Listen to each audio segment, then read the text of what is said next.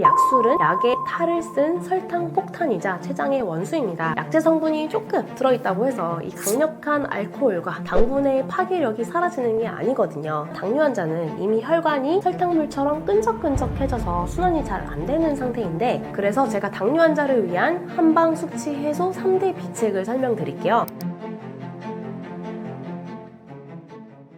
사상체질, 태양, 태음, 소양, 소음에 따라 술을 해독하는 능력이나 당뇨 위험도가 다를 것 같은데 특히 술을 조심해야 하는 체질이 따로 있나요?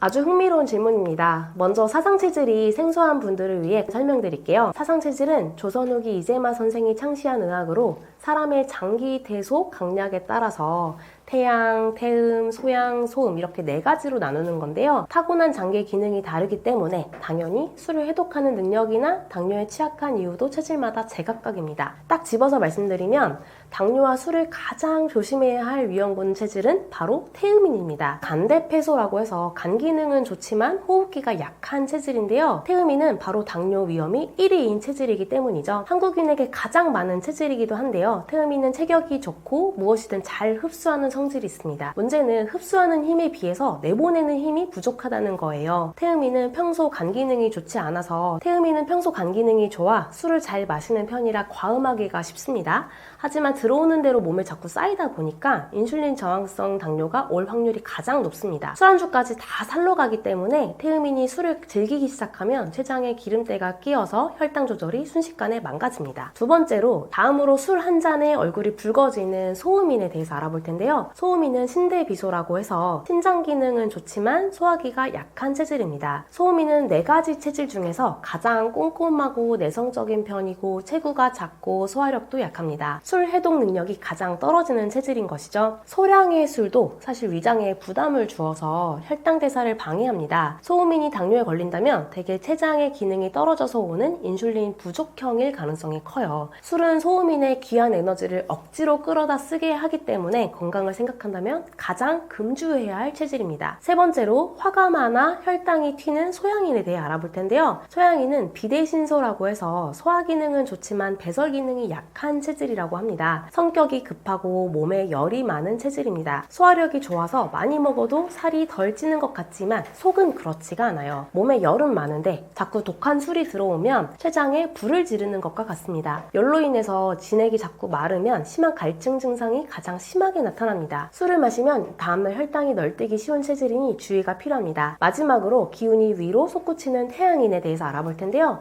태양인은 폐대간소라고 해서 호흡기는 강하지만 간 기능이 약한 체질이에요. 한국인 중 1%도 안 되는 아주 희귀한 체질입니다. 기운이 밖으로 발산되는 성질이 매우 강한 체질이고요. 간 기능이 선천적으로 굉장히 약하게 태어났기 때문에 술 자체가 독약입니다. 당뇨보다는 간 질환을 더 조심해야 하지만 간이 망가지면 결국 혈당 조절도 잘 안 되기 때문에 술은 입에 대지 않는 것이 상책입니다. 결론적으로 말씀드리면 술을 제일 잘 마시는 것 같아 보이는 태음인이 실제로는 당뇨합병증과 인슐린 저항성에 가장 취약하고요. 반대로 가장 못 마시는 소음인은 술 때문에 췌장 배터리가 가장 빨리 방전됩니다. 결국 체질을 불문하고 당뇨 관리 시작은 내 체질의 약점을 알고 그 약점을 자극하는 술을 멀리하는 것입니다. 체질별로 다시 한번 정리해드릴게요. 간은 튼튼하지만 기름때가 잘 끼는 태음인은 비만형 당뇨를, 소화기가 약해 해독력이 떨어지는 소음인은 인슐린 저하형 당뇨를 특히 조심해야 합니다. 내 체질이 무엇이든 술은 췌장을 야근시키고 번아웃을 앞당기는 주범이라는 사실 꼭 기억하셔야겠습니다.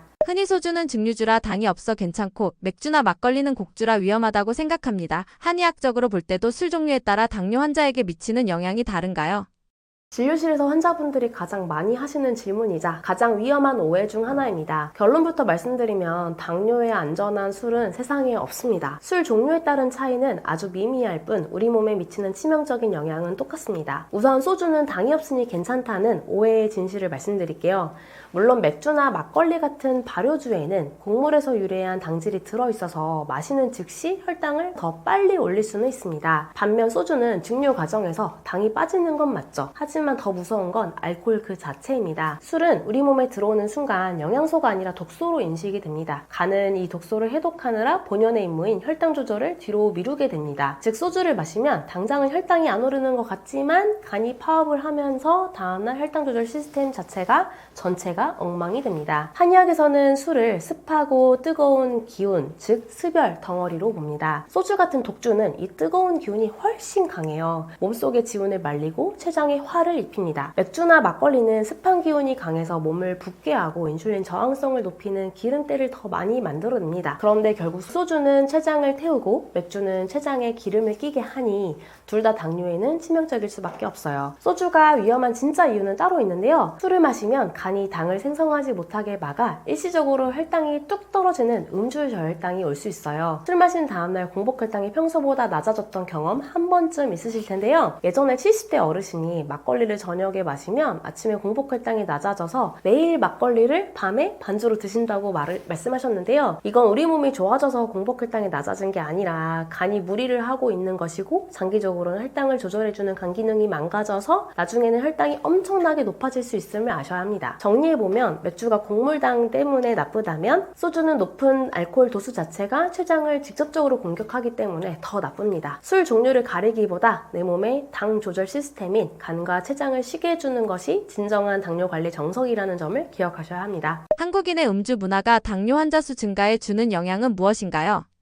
우리나라 당뇨 환자가 폭발적으로 늘어난 배경에는 사실 한국 특유의 가혹한 음주 문화가 큰 몫을 차지하고 있다고 봅니다. 단순히 술을 마시는 것을 넘어서 마시는 방식과 환경이 우리 췌장을 사지로 몰아넣고 있는데요. 크게 세 가지가 문제라고 생각을 합니다. 우선 첫 번째는 부어라 마셔라 라고 하는 과학 문화인데요. 췌장을 굉장히 폭격하는 문화거든요. 한국의 술자리는 보통 한두 잔으로 끝나지가 않죠. 알코올은 1g당 9kcal라고 하는 고열량을 냅니다. 여기에 삼겹살, 치킨 같은 고지방 안주가 곁들어지는 한국식 회식은 췌장에 칼로리 폭탄을 투하하는 것과 같습니다. 갑자기 밀려든 고열량을 처리하느라 췌장은 인슐린을 비정상적으로 쥐어짜게 되고 이 과정이 반복되면서 췌장세포가 빠르게 지쳐버리는 겁니다. 다음으로 우리는 유독 소주 같은 높은 도수의 술을 즐기고 여러 술을 또 섞어 마시는 폭탄주 문화가 발달해 있죠. 도수가 높은 술은 위장 점막을 자극해 당 흡수 속도를 교란할 뿐만 아니라 간이 독소를 해독하느라 혈당 조절을 아예 포기하게 만듭니다. 특히 폭탄주는 목넘김이 좋아서 본인의 주량보다 훨씬 더 많은 알코올을 단시간에 섭취하게 만드는데 이건 지친 췌장에게 채찍질하면서 전력 질주를 시키는 꼴입니다. 마지막으로 가장 심각한 건 회복할 시간을 주지 않는다는 점이에요. 우리 몸이 알코올을 독소를 완전히 해독하고 췌장을 정상화하려면 최소 2-3일의 휴식이 필요합니다. 그런데 오늘 회식하고 내일 또 반주 곁들이고 이런 식의 잦은 음주는 췌장에게 연중무휴 24시간 근무를 강요하는 것과 같습니다. 췌장 배터리가 충전될 틈도 없이 방전되니 결국 인슐린 공장이 멈추고 당뇨로 이어지는 것이죠. 결론적으로 말씀드리면 한국의 음주 문화는 우리 몸의 에너지 조절 시스템을 강제로 고장내는 환경입니다. 당뇨 환자가 늘어나는 건 단순히 의지가 부족해서가 아니라 쉴 틈 없이 마시고 과하게 먹는 문화 속에서 내 췌장이 방치되어 있기 때문이죠. 이제는 술을 잘 마시는 게 능력이 아니라 내 췌장에게 쉴 시간을 주는 것이 진짜 실력임을 깨달아야 합니다. 어르신들 중에는 약재를 넣어 담근 약주, 약술은 몸에 좋으니 당뇨에도 괜찮다고 생각하시는 분들이 있습니다. 한의사로서 이에 대해 어떻게 생각하시나요?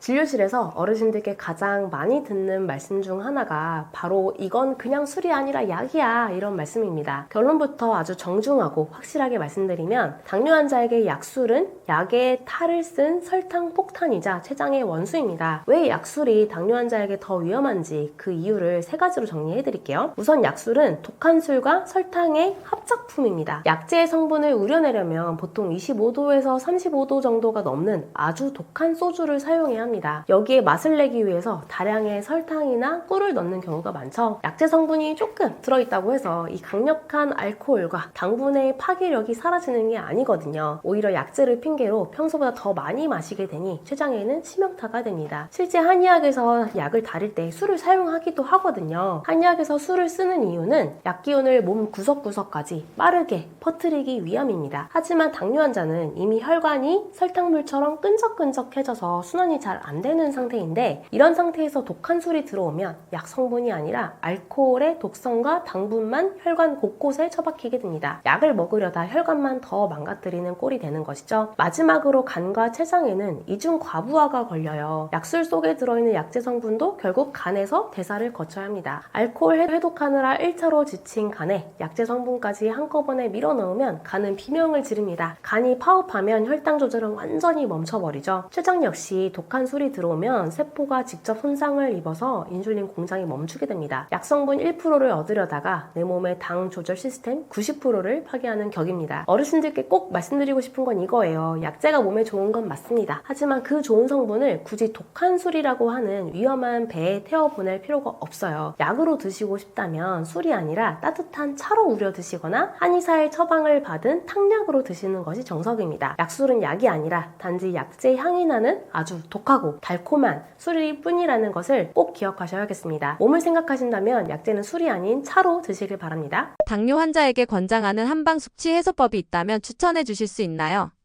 숙취 때문에 괴롭다 보니 당장 입에 달고 자극적인 걸 찾게 되죠. 하지만 당뇨 환자가 술 마신 다음날 꿀물이나 짬뽕을 먹는 건 간신히 버티고 있는 간과 췌장에 확인 사살을 하는 것과 같습니다. 차근차근 설명을 드릴게요. 우선 꿀물과 매운 음식이 왜 위험할까요? 술을 마신 뒤에는 알코올 해독에 매달리느라 혈당 조절을 제대로 못하는 상태입니다. 이때 꿀물이 들어오면 혈당이 조절되지 않고 수직 상승하게 돼서 혈관을 망가뜨립니다.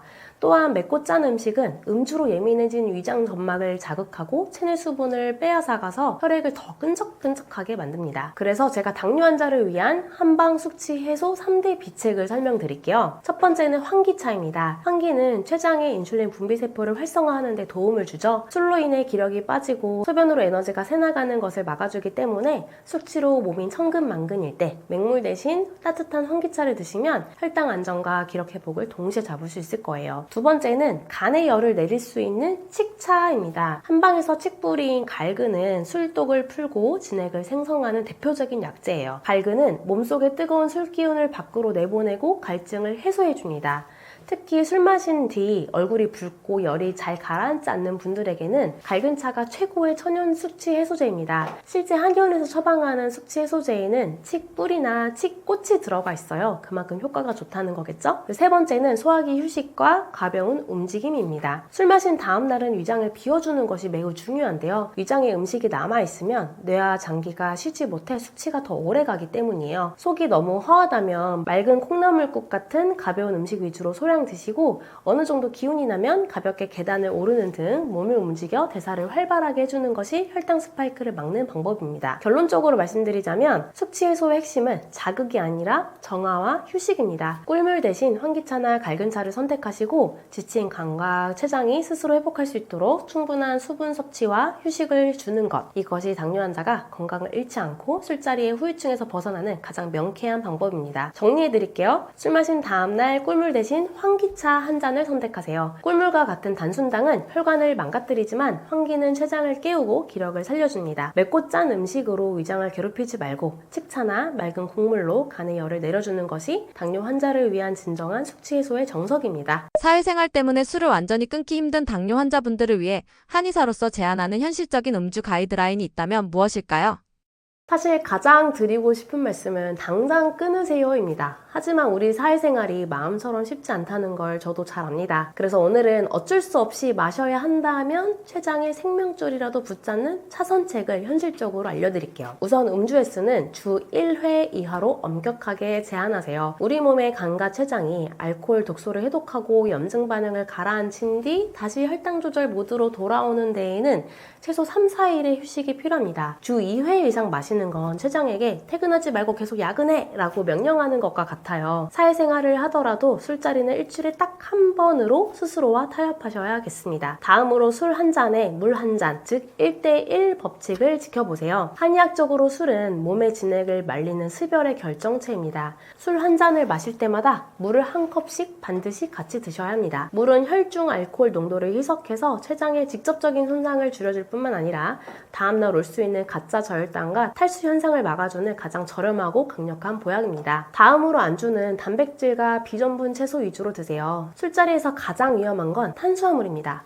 과일, 과자, 튀김처럼 혈당을 급격히 올리는 안주는 꼭 피하셔야 합니다. 대신 회, 살코기, 두부, 샐러드 같은 단백질과 채소 안주를 먼저 드셔야 합니다. 밥 먹을 때 실천하는 거꾸로 식사법을 술자리에서도 적용하는 것이죠. 이렇게 하면 술의 흡수 속도를 늦춰 췌장이 받는 충격을 완화할 수 있습니다. 마지막으로 술 마신 다음 날은 반드시 공복을 유지하세요. 음주 후 다음 날 아침 속이 허하다고 해장국을 찾는 건 금물입니다. 간이 밤새 술을 해독하느라 지쳐있는 또 음식을 밀어 넣으면 당대사는 완전히 꼬여버립니다. 최소 12시간에서 16시간 정도는 공복을 유지하며 따뜻한 물이나 환기차를 마셔 췌장에게 유급 휴가를 주셔야 합니다. 하지만 마셔야 한다면 간과 췌장이 회복할 시간을 가질 수 있도록 음주 횟수를 주 1회 이내로 최대한 적게 마시고요.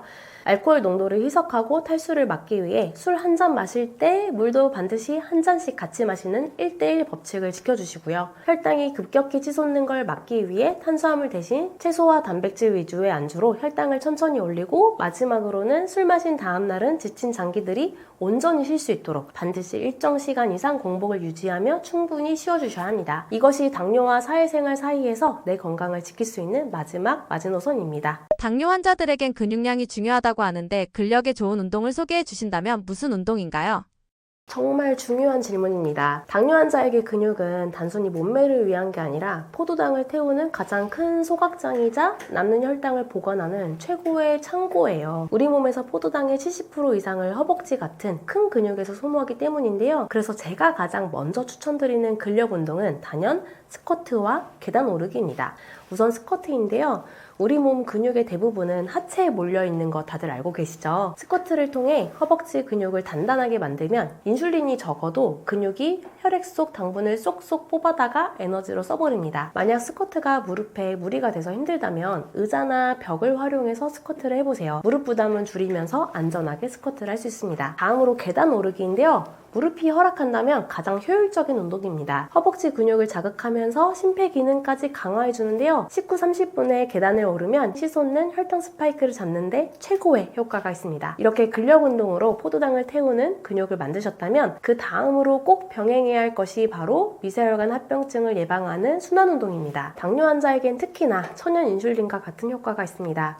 우선 맨발 걷기에는 접지 효과가 있는데요. 우리 몸의 정전기를 배출하고 땅의 자유전자를 받아들여 혈액의 점성을 낮춰줍니다. 끈적한 당뇨 환자의 피를 맑게 해주는 거죠. 다음으로 맨발 걷기를 하면 말초신경이 자극됩니다. 발바닥에는 우리 몸의 모든 장기와 연결된 반사구가 있어요. 맨발로 땅을 디디며 맨발로 말초혈관이 확장되면서 발끝까지 혈액순환이 원활해집니다. 이는 당뇨 환자들이 가장 두려워하는 당뇨발 예방에 탁월한 효과가 있습니다. 다만 발에 상처가 나지 않도록 고온 흙길에서 주의하며 걷는 것이 핵심입니다. 두 번째 운동은 요가예요.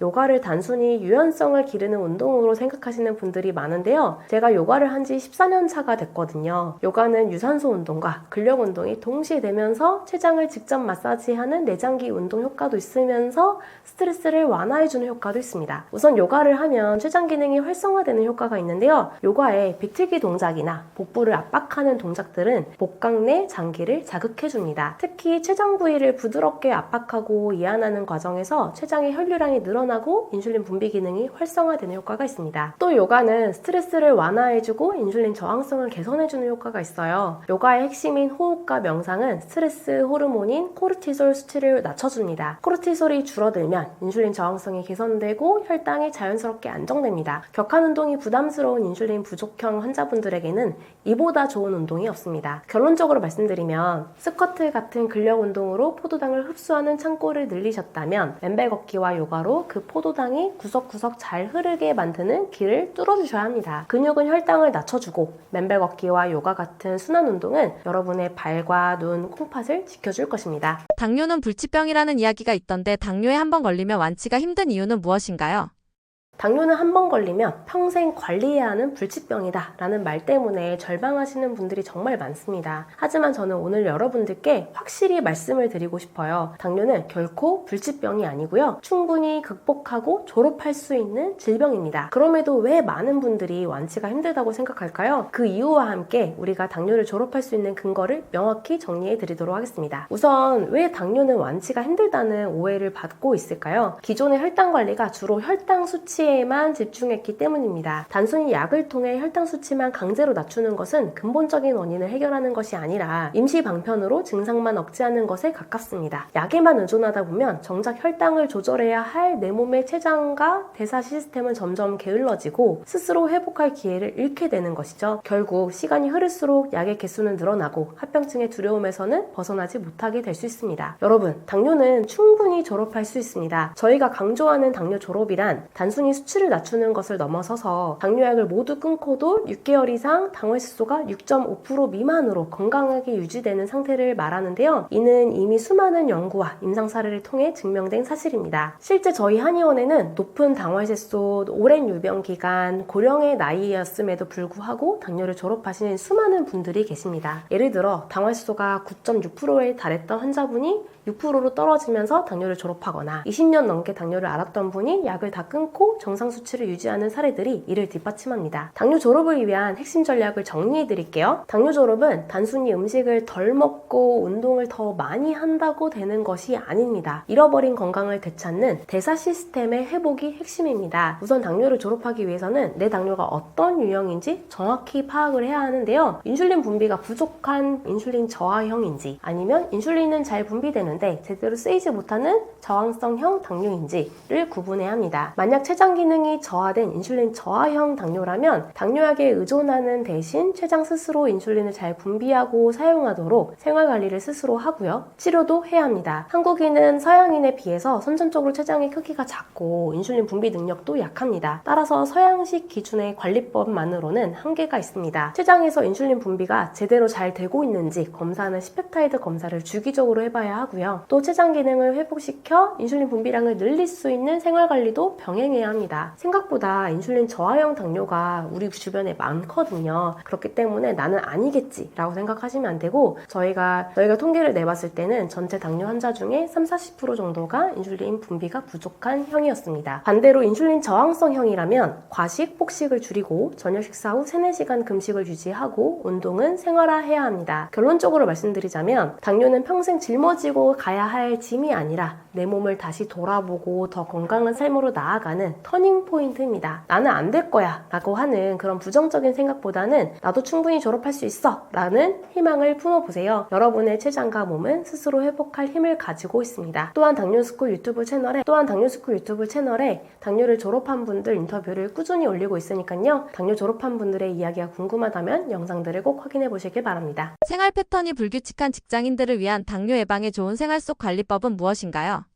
바쁜 업무와 불규칙한 회식, 야근으로 점철된 직장인들에게 당뇨 관리는 정말 쉽지 않은 숙제죠. 하지만 생활 패턴이 불규칙할수록 우리 몸의 생체 리듬을 잡아주는 작은 습관들이 큰 힘을 발휘하기도 합니다. 직장인들이 직장에서 당장 실천할 수 있는 3가지 핵심 관리법을 정리해 드릴게요. 첫 번째는 식후에 즉시 움직이는 거예요. 불규칙한 식사 시간보다 더 무서운 것이 식후에 바로 자리에 앉아 모니터를 보는 습관입니다. 음식을 먹고 15분에서 30분 사이가 혈당이 가장 가파르게 오르는 골든타임이거든요. 이때 거창한 운동이 아니더라도 10분만 복도를 걷거나 제자리 걸음을 한번 해보세요. 식후 즉시 움직이면 혈액 속으로 막 들어온 포도당이 근육에서 바로 에너지로 쓰입니다. 췌장이 인슐린을 과하게 짜내지 않아도 되니 췌장의 업무 강도도 획기적으로 낮춰줄 수 있습니다. 두 번째는 7시간 이상 숙면을 취하는 건데요. 직장인 당뇨의 의외의 주범은 수면 부족입니다. 잠이 부족하면 우리 몸은 비상사태로 인식해 스트레스 호르몬인 코르티솔을 내뿜습니다. 수면이 부족할 때 만들어지는 코르티솔은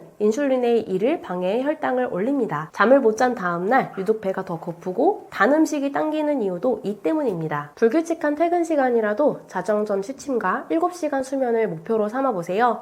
수면의 질만 좋아져도 다음날 공복 혈당이 눈에 띄게 안정되는 것을 경험하실 수 있을 거예요. 세 번째는 가짜 배고픔을 차단하는 물 한 잔입니다. 업무 스트레스가 쌓이면 뇌는 에너지가 부족하다고 착각해 가짜 배고픔 신호를 보냅니다. 이때 간식이나 믹스커피를 찾게 되는데 이것이 당뇨로 가는 급행열차예요. 출출함이 느껴질 때 바로 간식을 집지 말고 따뜻한 물 한 잔이나 환기차를 드셔보세요. 충분한 수분 섭취는 혈액의 농도를 조절해서 혈당 수치를 낮추는데 직접적인 도움을 줍니다. 또 종이컵 대신 개인 텀블러를 사용해서 하루에 1.5에서 2리터 정도의 물을 조금씩 자주 마시는 습관을 들이는 것도 좋습니다. 정리해드릴게요. 식후 10분 산책, 그리고 자정 전에 취침하는 것, 그리고 커피 대신 물 한 잔, 이 세 가지를 잘 지켜주세요. 불규칙한 생활 속에서 여러분의 혈당을 지키는 든든한 방어막이 될 것입니다. 당뇨에는 하체의 근육량이 중요하다 하는데 상체보다 하체의 근육이 당뇨 예방에 좋은 이유는 뭔가요?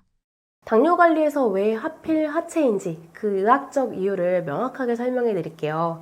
한마디로 요약하면 하체 근육은 우리 몸에서 가장 큰 당분 소각장이기 때문입니다. 우선 우리 몸 근육의 70%가 하체에 집중이 되어 있어요. 우리 몸 전체 근육의 약 70% 이상이 허벅지와 엉덩이에 몰려 있습니다. 근육은 혈액 속에 포도당을 가져다가 에너지로 태우는 역할을 하는데 소각장 규모 자체가 상체와는 비교가 안 될 정도로 큽니다. 똑같이 움직여도 하체를 운동해 주는 게 대형 소각장을 돌리는 셈이라서 상체를 운동하는 것보다는 더 훨씬 혈당을 빠르게 소모할 수 있습니다. 그런 의미에서 하체 근육은 글리코겐의 최대 저장 창고입니다. 음식을 먹고 남은 당분은 근육의 글리코겐이라는 형태로 저장이 되거든요. 하체 근육이 발달해 있다는 건 남는 당분을 보관할 수 있는 창고 용량이 크다는 뜻입니다. 창고가 넉넉하면 혈액 속에 당분이 넘쳐나서 혈당이 치솟는 일을 막아주지만 하체가 부실하면 창고가 금방 꽉 차서 갈 곳이 없는 당분들이 혈관을 떠돌며 혈당을 올리게 되는 것이죠. 그러다 보니 하체 근육은 인슐린 효율을 극대화합니다. 하체 근육, 특히 허벅지 근육은 인슐린에 반응하여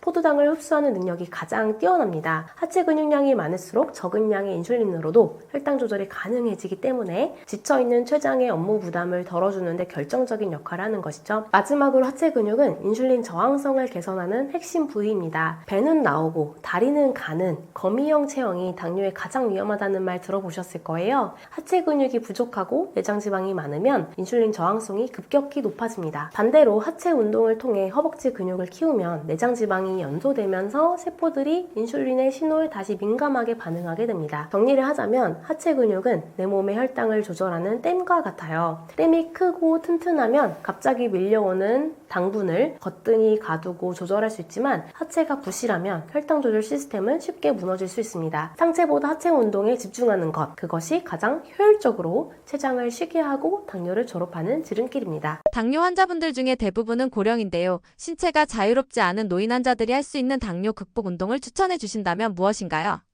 맞습니다. 어르신들께 무조건 나가서 걸으세요, 스쿼트 하세요 라고 하면 오히려 무릎 관절만 상하기 십상입니다. 그래서 저는 거동이 불편하시거나 체력이 약해진 고령 환자분들에게 집 안에서 심지어 침대에 누워서도 할 수 있는 실버 당뇨 운동법을 추천해 드리고 있어요. 첫 번째는 제가 늘 강조하는 발끝치기입니다. 이 운동은 자리에 편안하게 누워서 뒤꿈치는 붙이고 양 발끝을 서로 톡톡 부딪히는 아주 단순한 동작입니다. 하지만 그 효과는 결코 가볍지 않은데요. 우리 몸의 혈액은 중력 때문에 발끝에 고이기가 쉬워요. 발끝을 부딪히는 진동은 발끝까지 내려온 혈액을 다시 심장으로 올려보내는 강력한 펌프 역할을 합니다. 또 당뇨 합병증은 결국 미세혈관이 막히면서 시작이 되는데 발끝 자극은 말초신경과 미세혈관을 깨워서 당뇨발 예방에 탁월합니다. 잠자기 전이나 일어난 직후에 5분 정도만 투자하셔도 전신의 혈액순환이 좋아지는 것을 느낄 수 있을 거예요. 두 번째는 의자에 앉아 다리 들기입니다. 앞서 허벅지 근육이 중요하다고 말씀드렸죠. 서서 하는 스쿼트가 힘들다면 의자를 활용해보세요. 의자 끝에 걸터 앉아서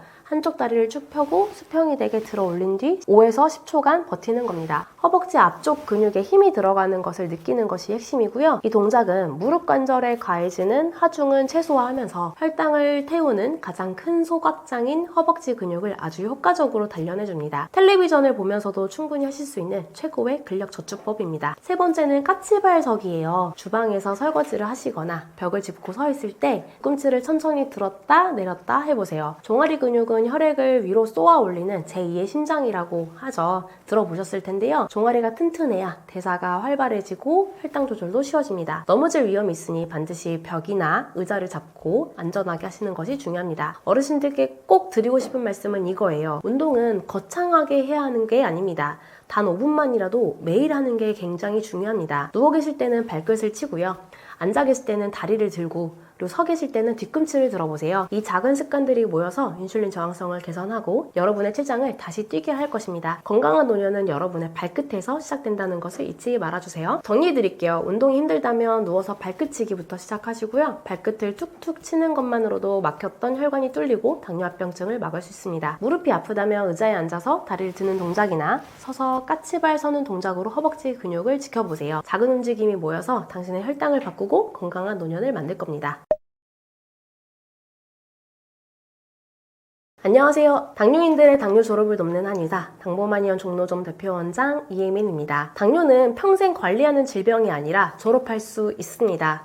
또한 당뇨를 졸업하고자 하는 과정에서 합병증 위험을 엄청나게 줄일 수 있기 때문에 당뇨 졸업에 꼭 도전해야 합니다. 이러한 생각들을 저의 책 평생관리노 당뇨 졸업해야 합니다에 담아두었습니다. 당뇨는 평생 관리하는 병이 아닙니다. 그리고 졸업해야 하는 병이기도 합니다. 단 한 번이라도 당뇨를 졸업하면 심장질환 위험은 40%, 그리고 콩팥질환 위험은 33%가 줄어든다는 사실은 이미 연구로도 입증됐습니다. 당뇨를 그냥 관리만 하고 지금 당장 졸업에 도전해야 하는 이유입니다. 건강상의 이득이 훨씬 더 크기 때문이죠. 또한 당뇨를 졸업한 분들은 혈당뿐만 아니라 소화, 수면, 피로, 변비 같은 전반적인 건강이 회복되는 경험을 하십니다. 진짜 건강으로 가는 길, 저는 당뇨 졸업이 유일한 해답이라고 확신합니다. 그 시작은 거창할 필요가 없어요. 오늘 말씀드린 내용 중에 당장 따라서 할 수 있는 것 하나만 골라서 바로 실천해보세요. 그 작은 변화 하나가 내일의 공복 혈당을 바꾸고 인생을 바꿀 수 있습니다. 우리나라 600만 당뇨인이 모두 당뇨를 졸업하는 그날까지 함께 연구하고 노력하겠습니다. 당뇨에 대한 더 많은 정보가 궁금하다면 유튜브에 당뇨스쿨이라고 검색해보세요. 한약적 치료가 궁금하거나 도움이 필요하다면 당보만연으로 문의주세요. 감사합니다.